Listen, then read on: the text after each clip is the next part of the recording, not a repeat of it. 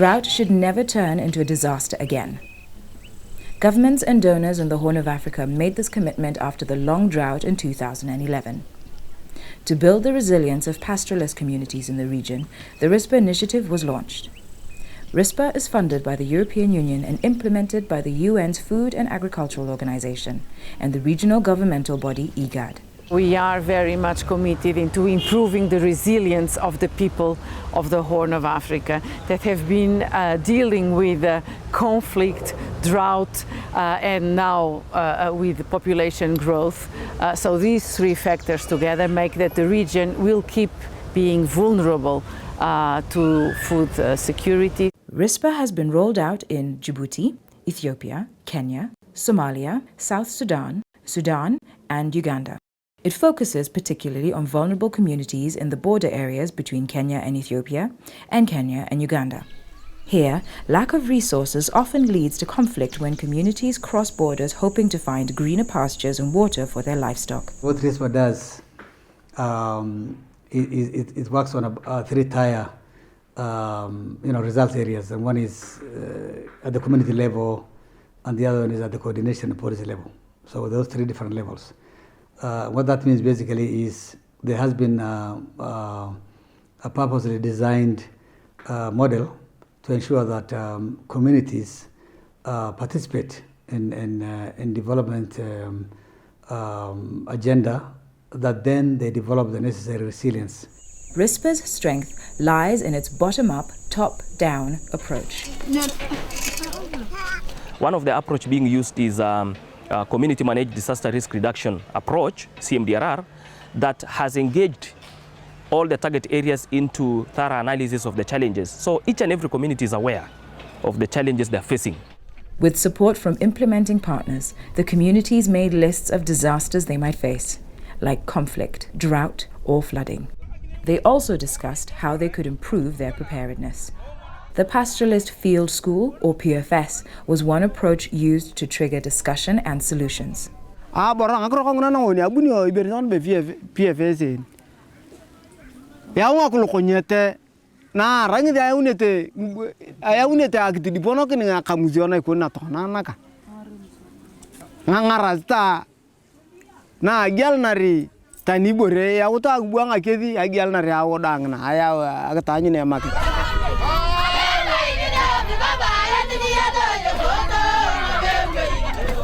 Another approach is the Village Community Bank, or Vikoba.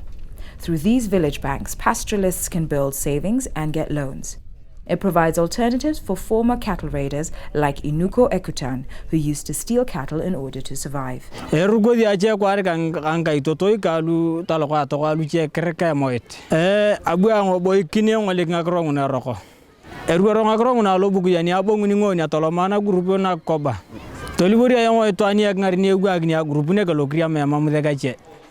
A critical aspect of RISPA is that the disaster risk plans created by the communities are lifted to higher government layers, like districts and counties, to ensure the needs are met. The people who are in charge of the resources will know the needs of the community as per their priorities.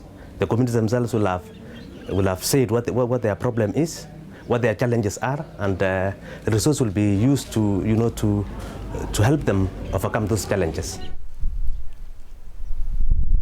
Through IGAD, the regional governmental body, RISPA also ensured policies on regional level were in line with the community needs. Policy briefs were created on issues like informal cross-border trade.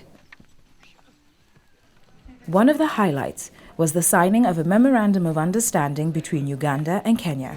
Both countries agreed to coordinate efforts to improve animal health in their border areas. The program now will go specifically to what the need is.